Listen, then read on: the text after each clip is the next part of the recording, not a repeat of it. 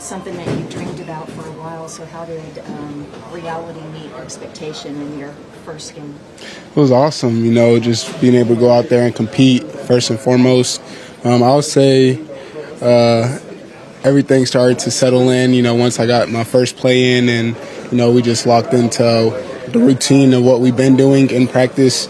So I felt like just me being there with the guys made everything way more comfortable. Heard other people say that, after you get that first hit, is that the case, or does it even take it? Yeah, I would say after that, honestly. For most guys, after that first play, first experience, I feel like they're ready to go. Especially for me, being the first time in the NFL, I needed that. Did you take a moment today, once you put the star on and the whole jersey, all the pads, did you take a moment to kind of soak in your first NFL start? Oh, yeah. The moment I really soaked it in was like pregame. I went out there. I almost shed a tear, honestly, just because just realizing like how far I came and really everyone on this team, we worked so hard just to get to this point. So, I was just felt great feeling of, I worked hard and I finally made it. After the shoulder injury last year, you said, hey, I'm going to be playing free today. How free did you feel out there, and how good was it to get hit by someone and not feel the shoulder? I'll say it felt amazing, honestly. But, I felt a little tense out there, just it being the first time. But once I got a few carries in, I felt great. I was just ready to go, locked in. I was able to play free and focus on what I needed to do. It's the first word presented by Dr. Pepper here from SoFi Stadium as preseason week 1 is now in the books. The Los Angeles Rams take down the Dallas Cowboys 31-21. Alongside Nicole Hutchison, I'm Kyle Yeomans. Lots to talk about. We learned a lot about the Dallas Cowboys in today's matchup with the Rams. I want to start with your thoughts overall. 10-point loss, but it was a better second quarter that led to a better second half. Yeah, I think that the nerves honestly just got the best of this team, and we also have to remember that it is the preseason, right? They're being very vanilla with defense and offensive coverages, but when you talk about this defense, Eberflus wants to be aggressive. They want to start being aggressive in the trenches. They were not getting home and getting any pass rush. That was leaving these linebackers really struggling and kind of reacting and leaving receivers, tight ends wide open. So definitely want to work on that, but the offensive side, you saw Joe Milton really struggling to find some rhythm there, kind of overthrowing a guy like Jalen Brooks, Luke Schoonmaker as well, Deuce Vaughn early in the first quarter. A lot of that, but it's first preseason game.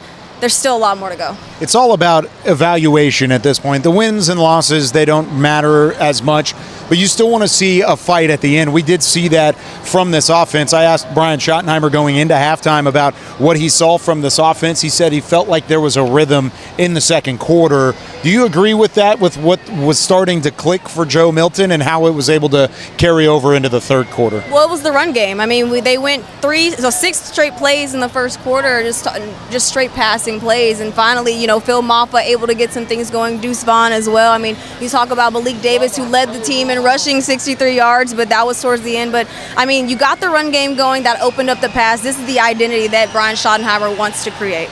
Let's talk about the defense. In Tuesday's joint practice with the Rams, the biggest talking point was the defense via Brian Schottenheimer was you didn't like the amount of big plays they gave up. Well, they gave up some big plays to the Rams again today. What do you want to see more of on that defensive side? Again, it starts up front. I mean, that will allow these cornerbacks to kind of move and maneuver the way that they need to maneuver. I mean, you saw a couple of plays, some guys like Zion Childress, the rookie out of Kentucky, who came and helped in the run game. Other guys, Andrew Booth, Israel Mukwame, you can't forget about the interception there with him. I mean, they had some moments. It just needs to be a little bit more consistent.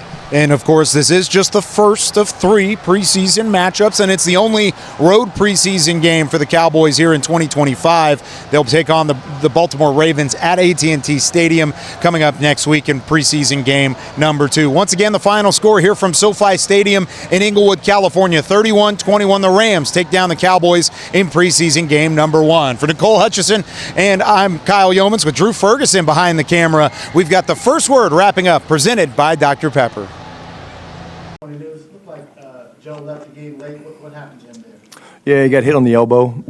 I think that seems like initial tests are that he'll be okay. A little bit of a bruise. We'll get some more tests, but preseason football, it's like, hey, Will gets in there, and hats off to Will. I mean, did a hell of a job, and But I think Joe's going to be okay. Overall, that start, how difficult was it just to, Joe struggled at the start and defense? How difficult was it? Yeah, it's definitely not a storybook beginning, that's for sure. We just struggled, and I think it was 25 plays to 6 or something at one point, and that's obviously not a great way to start. They converted some fourth downs, and they controlled the ball. We had the 3 and outs. I think Joe was throwing some fastballs out there early. And I'm proud of our guys the way they settled down, but certainly not the right way to start the game. And that's what you do in preseason, man. You learn from it. And I told the guys, hey, we competed hard, but we got to clean some stuff up. We can't have the penalties, 11 penalties or whatever that was. And at the end of the day, it's like we put ourselves in a chance in the second half to maybe make a run, and we just couldn't gain the momentum. When we scored, we kind of gave up a touchdown, and we got to play better complementary football. DLS Cowboys. Just talk about your first time out. I know it's not the real game. It's preseason, still your first time head coach. Jerry said some stuff on the radio about you guys shared a moment. Yeah, we did. I got a little bit choked up coming to the stadium, and then when Jerry and I talked a little bit, I'll be honest, I got a little emotional. It's been a dream of mine to be in this chair, and he and I were just talking about our journeys, and we were telling some stories, and he's obviously been in a long time. I've been in a long time. It was just the two of us, and I'm very appreciative of him and the Jones family for having me in this chair. And like I've told you guys from the beginning, no one's going to work harder than me, and we're going to go look at this film and try to clean it up. And I think we've got some good film to look at from an evaluation standpoint. But at the end of the day, I'll remember this day for a long time. It's not the result that we wanted, but first time out there as a head coach, it felt pretty cool. It's been cleaning up things. I don't know if you need to clean up 88 on where he's supposed to stand. You talked to him about that, and yeah, very moment because he could have got hurt. Yeah, briefly. Again, I'll speak to the whole discipline part, just like the pre-snap penalties, that penalty. We got to be better with discipline, and I think I hope the guy's okay. I think he's okay. The official that they ran into, but we have to be better than that. CD knows better, we know better, but the discipline on our part, we're fine with the combative penalties. But, when we don't line up off sides, they warned us a couple times, and, we have to do a better job, coaching and playing and, hey, move up tackles. I think Awesome got called twice, and, you can't give away penalties in this league, and so we have to be better. Brian Tosh with ESPN. The operation of things, how to being on the sideline, having Flus down there, how did all that stuff go for the first time? I think it went good. Threw my first challenge flag ever. That was kind of cool. They told me I threw a nice one. The reason we challenged that was it was fourth down. It was a big play. It was down inside the 10-yard line, like a 40-yard bomb, and we did think that the ball moved a little bit, and they admitted that it moved, but they did think that he maintained the catch. But I thought in that situation it was worth it just because it was fourth down. We're about to get the ball at midfield, and but overall, I thought the communication was good. We played some of these situations like a real game because I needed to work those situations with my staff and decision making and things like that. And then there were other ones that we played like preseason. There's a few times we probably would have onside kicked and done things like that. That last situation we scored, I told Flus, let's play this like 4 minute. We were down 10 points and wanted to see us get a stop. And again, we were great. Really, I think we gave up 2 point something in the first half, run defense wise, and then the second half we just kind of didn't tackle very well. And I think it was Corum that was going off on us. But overall, I thought a lot of things to learn from, a lot of things that came up for me. But I thought the communication for the most part between myself and the staff, Falus, Nick Sorensen, was good.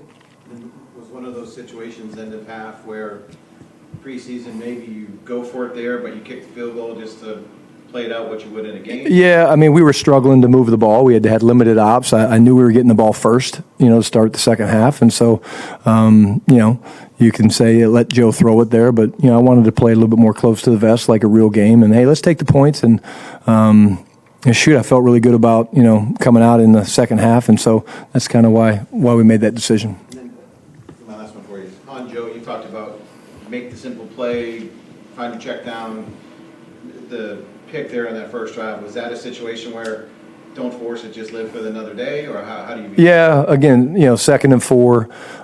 He's got a check down in front of him.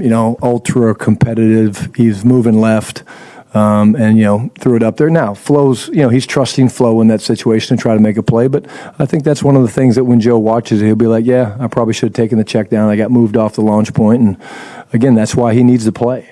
And I do think he settled down. I think he found his rhythm late, started using his legs a little bit better. And again, terrific talent that every rep he gets is going to help him become a great pro.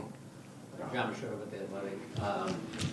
What was the decision with Booker and I guess Sadiq Charles gets hurt too? Is that part of it that you just are trying to keep the offensive line as healthy as possible? No, I mean again, John, it's there's 3 games for us, and so we had a specific plan going into this game of who we wanted to play, and there'll be some more guys that play next week.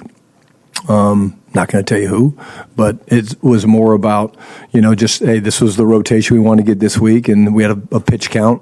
A lot of our guys on offense had to play longer than we wanted because we only had the 6 plays. And so, next week's going to look a little bit different, and you'll see some more guys playing next week because that's been part of the plan all along. I'm hopeful that we dodged a bullet with Sadiq. We'll do some more tests, but, it was a physical game, and I think we came out of it okay, hopefully, with some of the tests and stuff that we've run on most of our guys.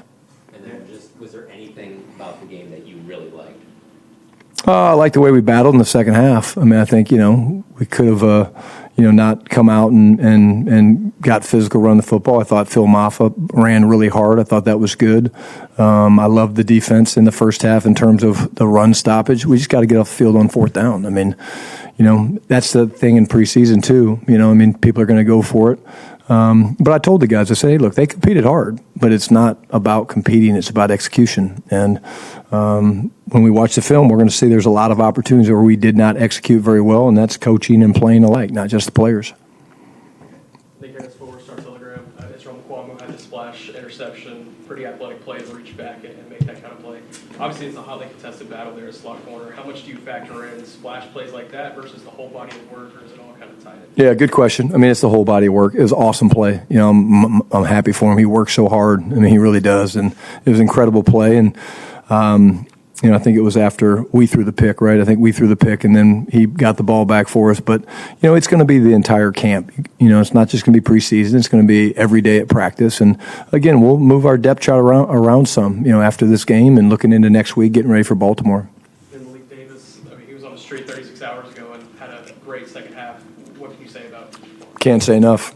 I mean, kudos to Will and the scouting staff for finding him, and it was great to see him yesterday. I ran right over and gave him a big hug. His run skills are obviously incredible, and just speaks to the young man that he's been in shape, he's been waiting, he's had a couple tryouts with people, and they didn't sign him, and so we were able to get him back. But we were a little worried going into the game with the depth at running back. We obviously didn't have to play Crop at running back, but yeah, give Malik his due. He had a hell of a day. Cowboys.com. What are you hoping that Joe kind of takes from this experience and maybe changes come next week? I don't think that we need to throw more completions. He knows that. I think, he had his fastball out today, and there's times that you got to kind of throw a little bit of a change up. He wants the double move in the red zone back. I think that was Flo, I think, who ran it. That we missed that one right before the half, and then he kind of sailed one a little bit high. But it's all part of playing to Flo. He hit Flo, so I think it was Flo maybe on both of them. But part of staying in rhythm and part of me and Joe being on the same page, because I'm the play caller, is just executing the offense, taking things when it's not there, when you get moved off the spot, check it down. But what a great learning experience for Joe. I mean, guy hasn't played a ton of football in real situations like this where he's getting hit, and I'm not sure I loved him running the guy over on the sidelines, but I think that kind of woke him up a little bit, got him going, and I'm still learning him as well in terms of his play style. Here, Podell, CBS Sports. Brian, rookie Trayshawn Holden came in the game late, had a big play down the right sideline. Kind of what have you seen from him? Every day. He shows up every day, Garrett. I mean, he really does. Every day he makes a play, and We kind of saw that they were playing some cloud to that side, some cover 2, and Joe made a beautiful throw into the hole shot. And Trayshawn's done that every day in practice, literally every day. There's been 1 or 2 big plays, and when you do that, you get noticed, and when you do that, you get more opportunities. And just proud of him. And again, he's a guy that's you'll see him, moving up the depth chart. Hey, Coach, Patrick over at DallasCowboys.com. A couple of questions. First, on the defensive side of the ball. First half, obviously, you guys had some struggles, but bright spot. Maris Leaf came out with his hair on fire. Can you just talk about where he is in this process going into year 2? Yeah, I think, he's been incredible this whole time, Patrick, in camp. And again, just the physical nature that he plays with. And again, another guy that you love the play style, man. And that's, he's a guy that he brings his pads, he carries his pads well. He's an excellent tackler. But I can't say enough good things about him. I mean, this guy just loves playing football. He loves what he does. He's a kind of a throwback almost as a linebacker. He really is. He's a throwback, just gritty. And, I'm not surprised he played well. He's been working so hard to get to this point, and learned a lot last year, and playing with a lot of confidence right now. On the offensive side of the ball, highly contested wide receiver battle as far as the bottom half of that depth chart. A name that's not getting mentioned a lot, but put a lot of good on film out there, Ryan Flanoy. Can you talk about what you saw from him, separation, route running, things of that nature? Yeah, I thought again he was ripping across the field on the deep cross. I think he was the one that ran the double move. In the red zone, it was him. Yeah, I mean he's learning to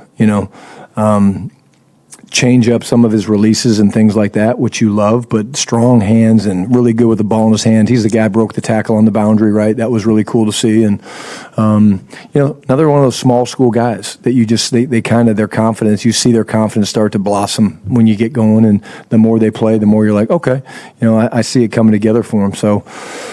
The big thing for that battle that we talked about is going to be the special teams, and you got to have value on special teams when you're sitting in that spot, and that's why I can't wait to watch that film.